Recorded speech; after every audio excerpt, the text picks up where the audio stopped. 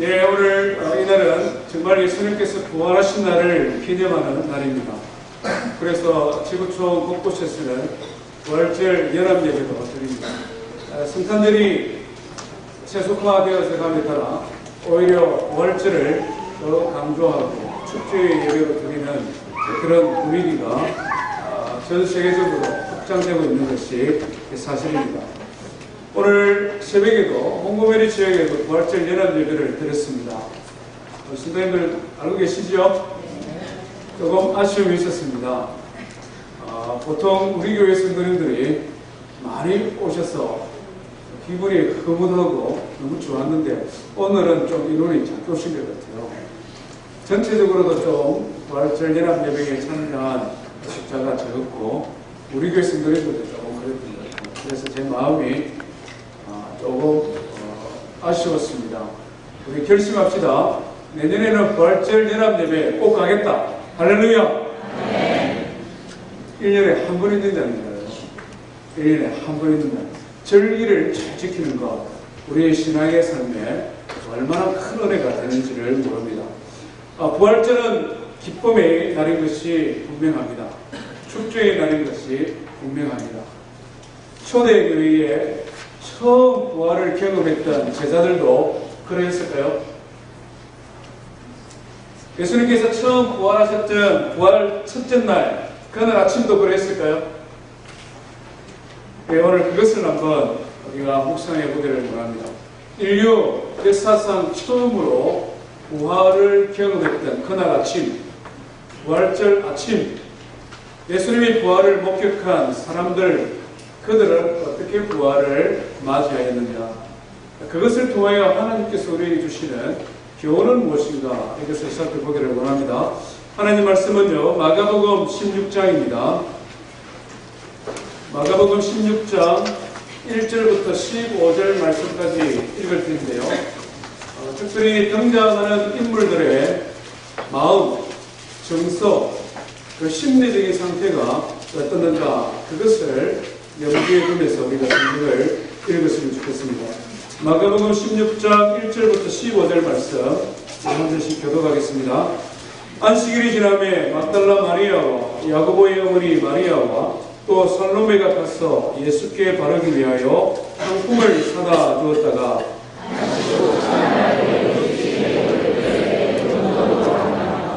서로 말하되 누가 우리를 위하여 무덤 위에서 돌을 굴려주리요 하더니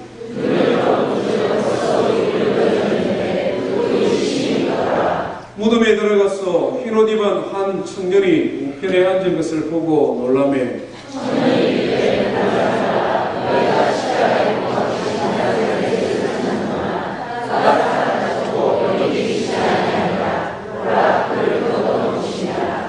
가서 그의 제자들과 베드로에게 이르기를 예수께서 너희보다 먼저 갈릴리로 가시나니 전에 너희에게 말씀하신 대로 너희가 가서 배우리라 하라 하는지라.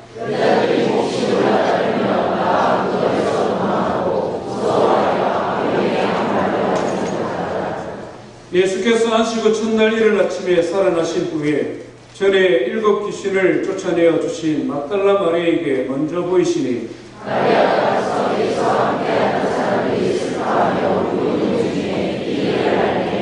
그들은 예수께서 살아나셨다는 것과 마리아에게 보이셨다는 것을 듣고도 믿지 아니하니라.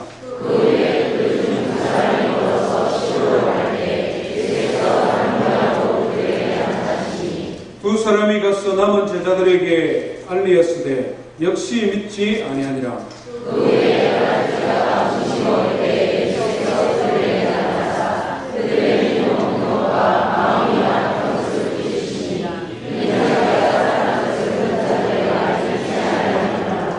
했습니다. 또 이르시되 너희는 원천하에 다니며 만민에게 복음을 전파하라. 아멘. 예수님의 부활을 첫 번째로 경험했던 인물들이 세 그룹으로 나눌 수가 있겠습니다. 첫 번째 그룹은 오늘 읽은 성경의 1절에 등장하는 여인들입니다. 막달라 마리아라는 여인과 야고보의 어머니 마리아, 또 살로메라고 성경은 소개를 하고 있습니다. 이 여인들은 예수님을 사랑했던, 예수님의 공생에 처음부터 함께했던 여인들입니다. 우리가 잘 아는 대로 막달라 마리아는 예수님으로부터 귀신 들렸다가 치유받은 여인입니다. 야고보의 어머니 마리아는 어떻습니까? 자기 아들들을 출세를 예수님께 청탁했던 여인입니다. 살로메는 예수님의 제자들과 많은 사람들이 십자가에 못 박힐 때에 도망갔으나 멀리서 끝까지 예수님의 임종을 지켜보았던 여인이 살로메입니다. 이 여인들이 지금 예수님께로 찾아가고 있는데 이 여인들의 마음 상태가 어떻습니까? 이 여인들의 심리 상태는 한마디로 말하면 큰 슬픔에 빠져 있는 것을 보게 됩니다. 어쩌면 너무나 당연할 것입니다. 그렇게 사랑하고 섬기고 존경하고 따르던 예수님께서 죽으셨습니다. 특별히 여인들에게는 모순애가 있지 않습니까? 예수님께서 십자가에 달리시는 장면을 바라보고 집으로 돌아왔으나 잠을 이루지 못하는 것입니다. 잊을 수가 없는 것입니다. 그 모습이 너무나 생생하게 가슴에 남아있기 때문에 여인들은 깊은 슬픔에 빠져 있었습니다. 슬픔뿐만 아니라 또 이 여인들을 짓누르는 한 가지 감정이 있었는데 그것은 근심이었습니다. 오늘 우리가 읽은 3절 말씀해 보니까 서로 말하되 누가 우리를 위하여 무덤 문에서 돌을 굴려 주리요 하더니 예수님을 장례를 치르기 위하여 무덤으로 달려가는 여인들의 마음에 근심이 있었습니다. 이 근심은 큰 돌, 4절 하반절에 보니까 심이 크더라 이렇게 소개하고 있는데요. 큰 돌 때문에 가지는 근심입니다. 유대인들은 사람이 죽으면 그 몸을 깨끗이 씻고 기름을 발랐습니다. 그리고는 온 세마포를 사서 돌로 만드는 무덤에 장사를 했습니다. 그러나 우리가 성경을 통해 아는 것처럼 예수님께서는 6월절 전날에 6월절이 시작되기 임박해서 돌아가셨습니다. 그러다 보니 시체를 씻고 기름을 바르는 일조차도 할 수가 없었습니다. 아무리 가난해도 아무리 흉악한 죄를 지어도 사람이 죽으면 가장 기본적인 장례의 절차를 치러주기 마련인데 예수님은 그것조차도 받지를 못한 것입니다. 그래서 예수님이 살았을 때에 예수님을 따르던 여인들은 예수님의 장례를 치르기 위해 무덤으로 향하여 걸어가고 있는데 그들의 마음에는 슬픔뿐만 아니라 걱정이 앞섰습니다. 장정들, 남자들이 한 20명 달라붙어도 겨우 움직일까 말까 하는 큰 돌로 무덤을 막기도 하고 아무리 작은 돌이라 하더라도 적어도 장정들 5명이 막아야 되는, 들어야 되는 그런 돌로 무덤이 꽉 막혀 있는데 이것을 어떻게 열 수 있을까? 이 여인들의 근심이었습니다. 뿐만 아니라 예수님이 달리신, 예수님이 장례되어진 그 돌무덤에는 로마 군인들이 지키고 있었습니다. 혹시 예수님의 제자들이 예수님의 시체를 훔쳐갈까봐 군인들이 모처를 쏘고 있는 것입니다. 이 여인들의 마음을 한번 생각해 보십시오. 예수님을 장례를 치러야 되는데 돌을 옮겨줄 사람도 없고 더구나 예수님을 조롱하고 십자가에 못 박아 죽어버렸던 그 잔인한 로마 군병들을 어떻게 설득시킬까? 어떻게 그들에게 부탁하여 예수님을 장례 치를 수 있을까? 여인들의 고민이었습니다. 인류 역사상 처음으로 부활을 경험하였던 부활절 날 아침 그 여인들의 마음은 슬픔과 근심으로 가득 채워져 있었습니다.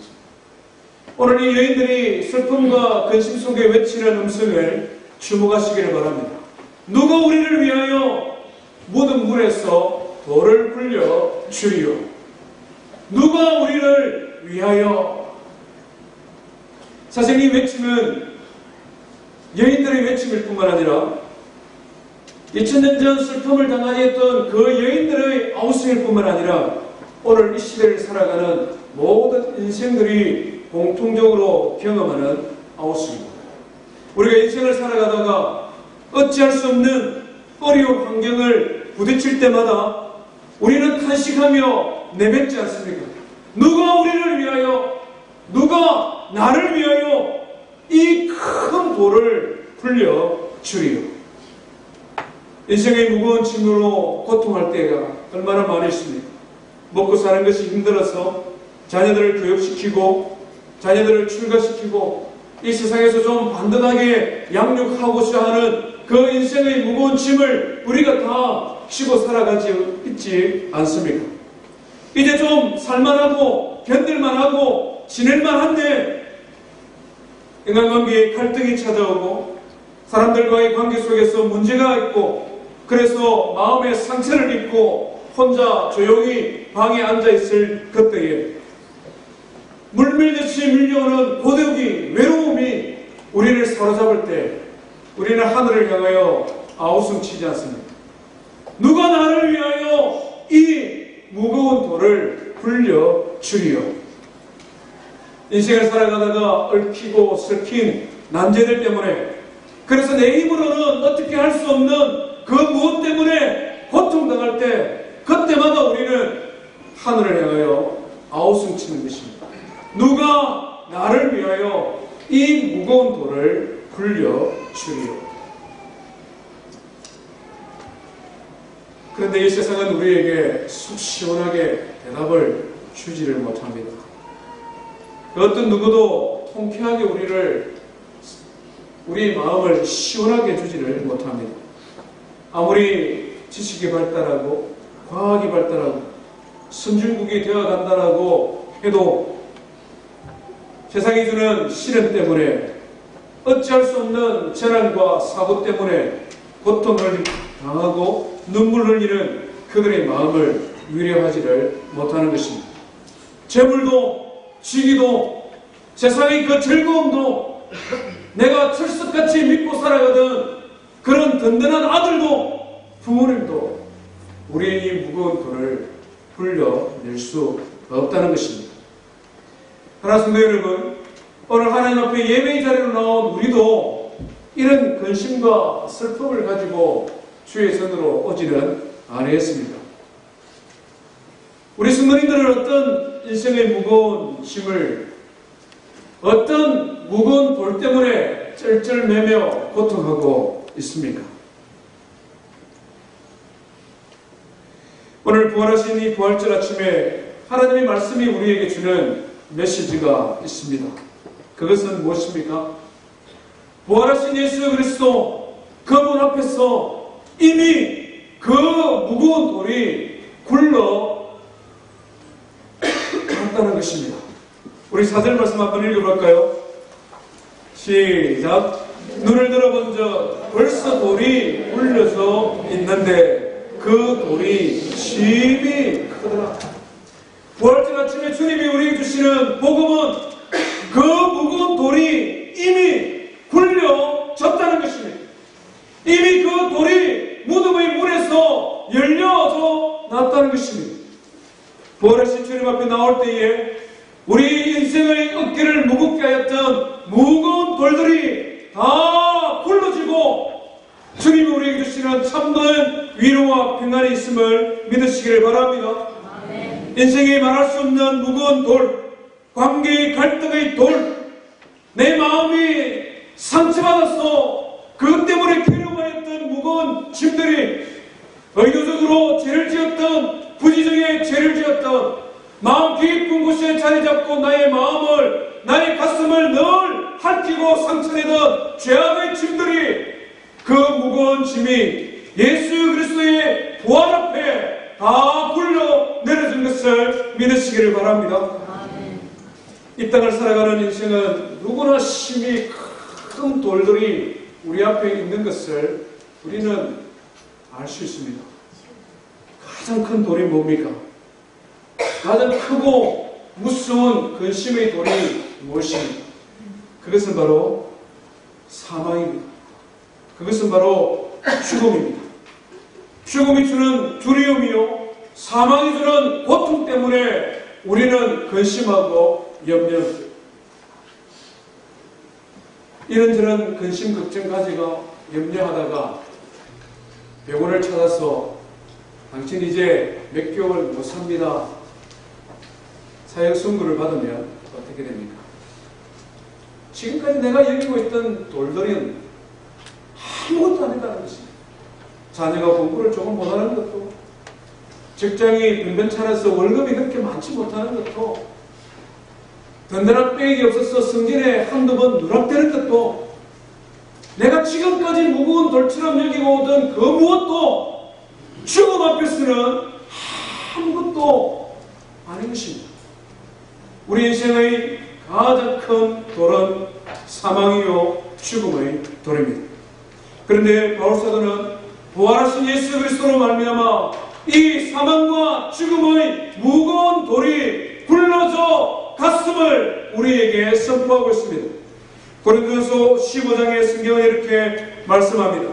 사망아 너의 승리가 어디 있느냐? 사망아 내가 쏘는 것이 어디 있느냐? 우리 주 예수 그리스도로 말미암아 우리에게 승리를 주시는 하나님께 감사하노라.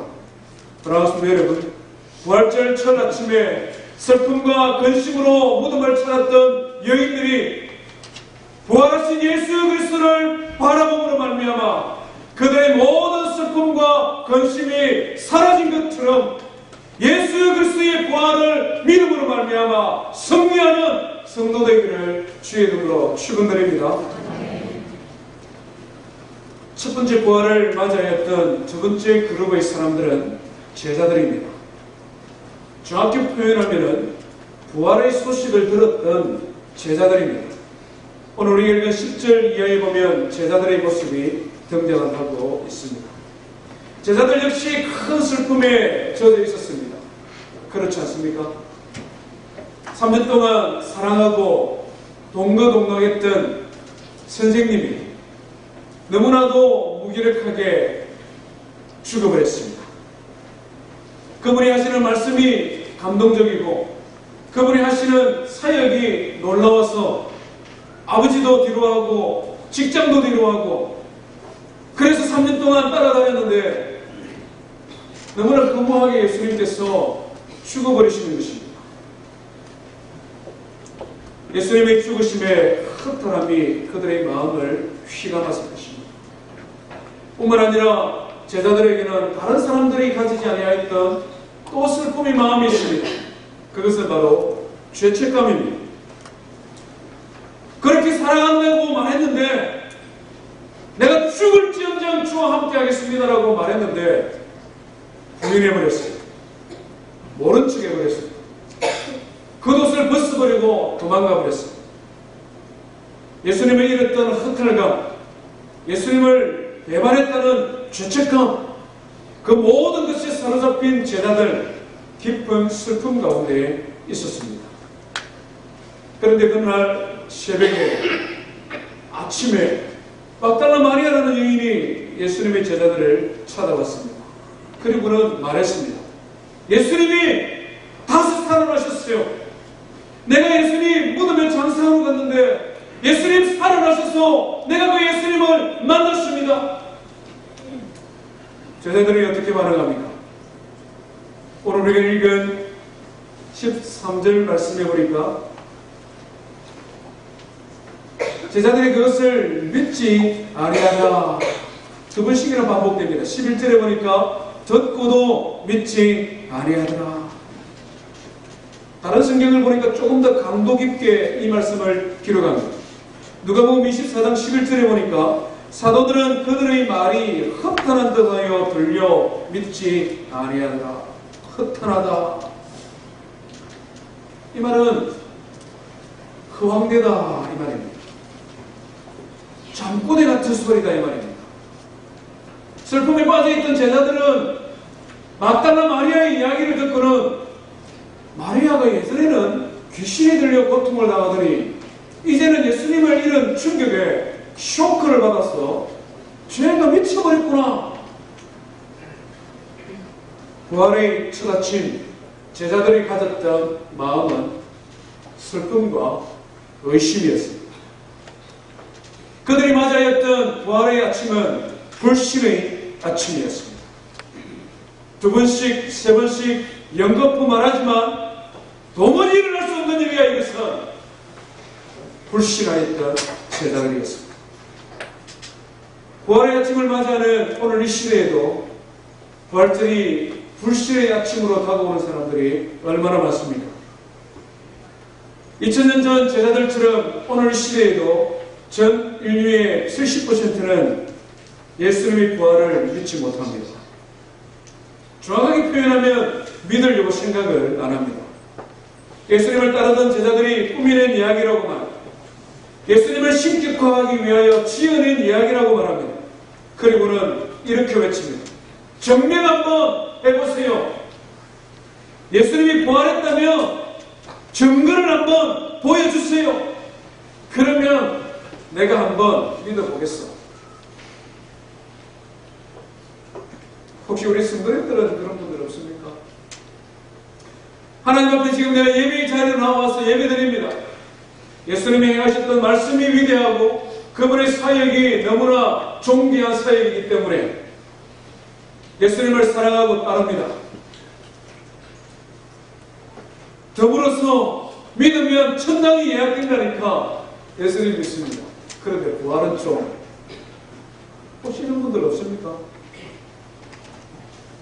통계조사를 하면 규칙적으로 교회를 출석하는 성도들 중에서도 부활에 대하여서는 불신하는 사람들이 많다고 합니다. 바울사도는 이런 자들을 향하여서 세상에서 가장 불쌍한 사람이다 이렇게 말씀했습니다. 이유가 무엇입니까? 세상에 속하여서 죽으면 끝이 나는, 죽으면 끝나버리는 인생이기 때문에 인생을 한번 즐겨보자 이렇게 살지도 못하고, 하나님이 전에 나와 예배를 하기를 하는데 부활을 믿지 못하니 그 믿음은 진정한 믿음이 아니니 구원의 은혜를 누리지도 못하니 얼마나 불쌍하냐는 고린도전서 15장에 바울사도는 말씀하고 있습니다. 부활을 믿지 아니하면 내가 주인을 예배하는 것도, 내가 세례받는 것도, 내가 하나님 앞에 예물 드리는 것도, 내가 하나님의 교회를 섬기기 위하여 봉사하는 모든 것도 헛되니라. 얼마나 불쌍한 사람입니다. 예수님께서는 이와 같은 제자들을 찾아오셨습니다. 슬픔과 불신의 아침을 맞이한 제자들을 찾아와서 말씀하십니다. 그리고는 그들을 책망하셨습니다. 우리 14절 한번 읽어볼까요? 14절입니다. 그 후에 11제자가 음식 먹을 때에 예수께서 그들에게 나타나 그들의 믿음 없는 것과 마음이 완악한 것을 꾸짖으시니 이는 자기가 살아난 것을 본 자들의 말을 믿지 아니합니다. 부활의 영광스러운 아침에 제자들은 꾸지람을 당했습니다. 물론 아마 며칠 정도 시간은 지난 것 같습니다. 그 영광스러운 아침에 오히려 제자들은 책망을 당했습니다. 믿음이 없는 것과 마음이 완악한 것 때문에 예수님이 제자들을 책망하셨습니다. 저는 이 말씀을 읽으면서 좀 아쉬운 생각이 들었습니다. 좀 안타까운 마음도 있었습니다. 왜냐하면 왜 예수님께서 제자들에게 화부터 내리시냐, 좀 가르쳐 주시면 될걸, 좀 그런 생각을 했습니다. 여러분들은 이런 생각 안 합니까? 어떻게 죽었다가 다시 살아났는지 그 살아나는 방법에 대하여 좀 설명해 주시면 좋을 텐데, 3일 동안 어디 가 계셨다고 오셨는지, 처음부터 살아 계셨는지, 3일째 되는 그날 아침에 갑자기 살아나셨는지, 이런 거 좀 가르쳐 주면 얼마나 좋습니다. 그런데 예수님은 부활에 대하여 설명하지 아니하는 것입니다. 예수님이 얼마나 친절하시고 자상한 분이셨습니까? 제자들에게 각종 비유의 말씀을 전하다가도 제자들이 무슨 말인지 잘 이해를 못하면 제자들만 따로 불러놓고 말씀해 주셨지 않습니까? 제자들아, 너희들도 이해 못하니? 이건 이것이고 저건 저것이야. 그런데 가장 어려운, 가장 이해하고 신기하고 가장 믿기 어려운 이 부활, 죽었다가 다시 살아나는 이 일에 대하여 왜 설명하지 아니하시고 책망부터 하는 것입니다. 여러분도 이런 생각 안 해보셨습니까? 아마 일반적인 사람들의 생각이라고 할 수 있을 것입니다. 입장을 바꾸어서 왜 예수님께서 책망을 하셨을까? 예수님의 마음을 한번 생각해 보십시오. 예수님은 분명히 아마 분명하게 이렇게 생각하셨을 것입니다. 아니 왜 이게 그렇게 믿기 어렵지? 제자들아, 왜 이게 불가능한 일이야? 지난 3년 동안 너희들이 나와 동고동락하면서 경험했던 것을 다 잊어버렸느냐? 38년 된 병자가 말씀 한마디로 벌떡 일어나 다시 살아나는 거 너희들 벌써 그거 잊었니? 제자들아, 보리떡 5개와 물고기 2마리로 5,000명이나 되는 사람이 먹고 12강들이 남았던 그 사건을 너희들 벌써 잊어버렸냐? 바람이 일고 파도가 있어서 다 물에 빠져 죽게 되어 아우성 칠 때에 바람과 바다여 잔잔하라 꾸짖었으니 잠잠하게 되었던 그 일을 벌써 잊었느냐? 회당장 야이로의 딸이 죽었다고 사람들이 통곡하고 올 때에 그의 손을 붙들고 따라 일어나라 할 때에 일어났던 그 사건을 잊어버렸냐? 얼마 전에 너희들이 나사로의 집에 가보았지 않느냐? 죽은 지 4일이나 되어서 냄새가 난다고 하는 나사로가 죽었다가 다시 살아난 그 일을 벌써 잊어버렸느냐? 예수님은 제자들에게 지금 이렇게 말씀하고 있는 것입니다. 오히려 제자들에게 반문하고 있는 것입니다. 예수님의 부활은 단지 어떤 사람이 죽었다가 다시 살아난 그 사건을 의미하는 것이 아니라는 것입니다. 예수님의 부활은 예수님의 모든 공생의 사역과 예수님께서 하늘과 땅의 권세를 가지신 창조주 하나님이냐 아니냐, 그것을 믿느냐 믿지 않느냐, 그 분수령에 있는 사건이라는 것입니다. 예수님이 살아계신 하나님의 아들임을 믿는다면, 내가 죽었던 나사로를 살린 것을 너희가 믿는다면 죽음의 권세를 물리치고 다시 살아나는 생명과 죽음의 주권자인 내가 스스로 살아나는 것이 무엇이 그리 불가능한 일이냐? 주님께서는 이렇게 반문하고 있는 것입니다. 사랑하는 성도 여러분, 예수님께서 하셨던 모든 말씀들이 진리의 말씀임을 믿습니까? 예수님께서 이 땅에서 펼쳤던 공생의 사역의 각종 표적들, 기적들이 정말 일어난 사건임을 믿습니까? 왜 이렇게 대답 소리가 약합니까? 고민해봐야 되겠습니까? 예수님께서 오병이어의 사건을 통하여 모든 인류를 풍성히 먹이시는 창조주 하나님이신 것을 우리에게 보여준 사실, 그것을 믿습니까? 아멘. 그 하나님께서 다시 살아나시는 것이 무엇이 그렇게 대단한 일입니까? 무엇이 그게 믿기 어렵고 힘든 일이냐는지. 그래서 예수님께서는 제자들을 책망하는 것입니다. 그들의 믿음이 없는 것과 마음이 완악한 것을 부딪혔습니다. 그 자리에 없었던 도마라는 사람이 있었습니다. 다 모여 있었는데 이 도마가 그 자리에 없었습니다.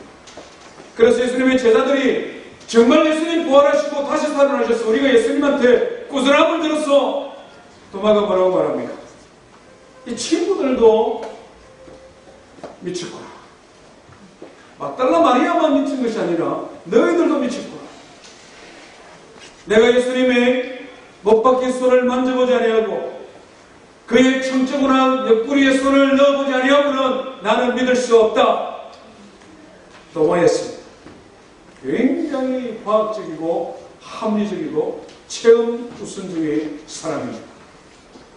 예수님께서 그 도마에게 나타나셨습니다. 그리고 뭐라고 말씀하셨습니까? 도마야, 내 손 한번 만져봐. 도마야, 옆구리 한번 손 한번 쥐어봐라. 내가 네 한 말 다 알고 있다. 요즘 다 아시는 분이시잖아요.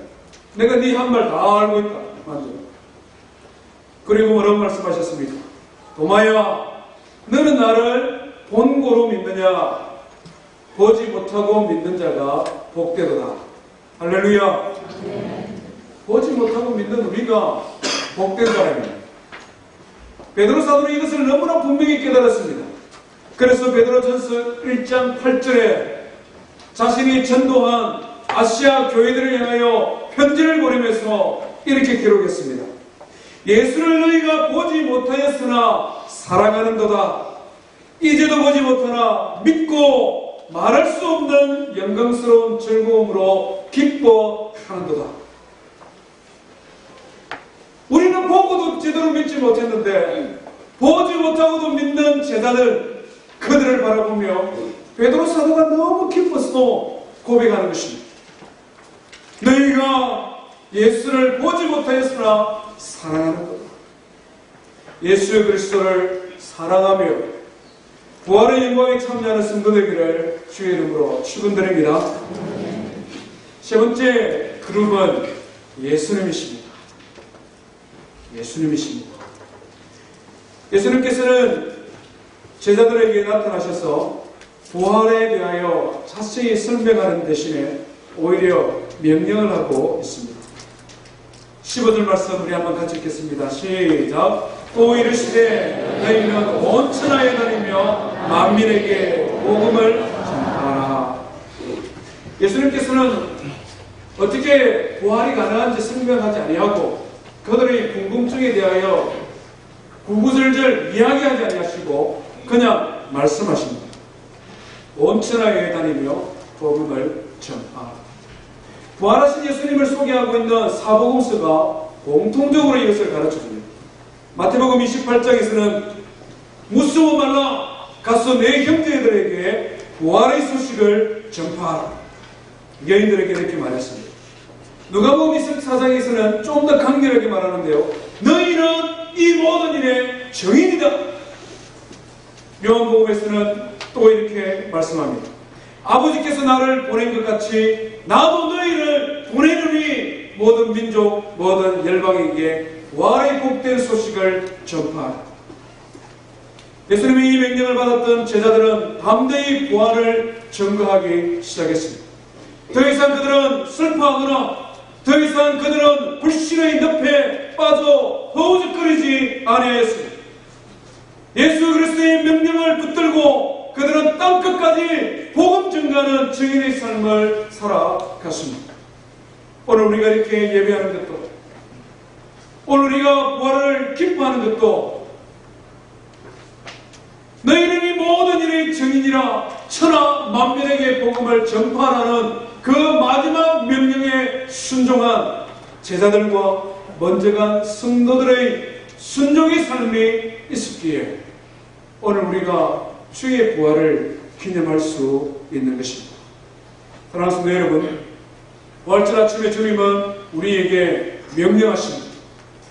더 이상 인간의 모습으로 이 땅에 오셔서 섬기는 종의 모습으로 이 땅에 오셔서 우리를 섬기기 위해 노력하였던 인간의 몸을 입으신 예수 그리스도가 아니라 장차 하늘과 땅과 온 천지 만물을 심판하신 심판주로서의 위엄과 심판주로서의 권능과 권세를 가지고 오늘 우리에게 명령하는 것입니다.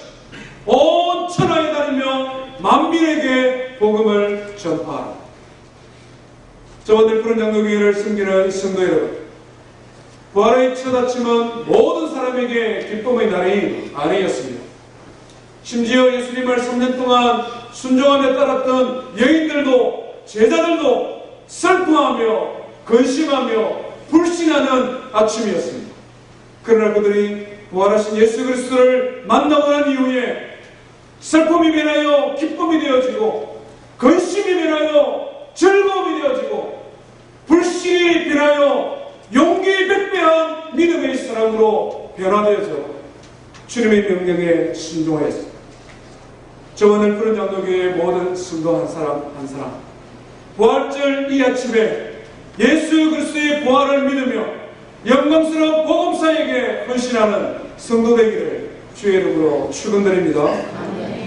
이제 우리 말씀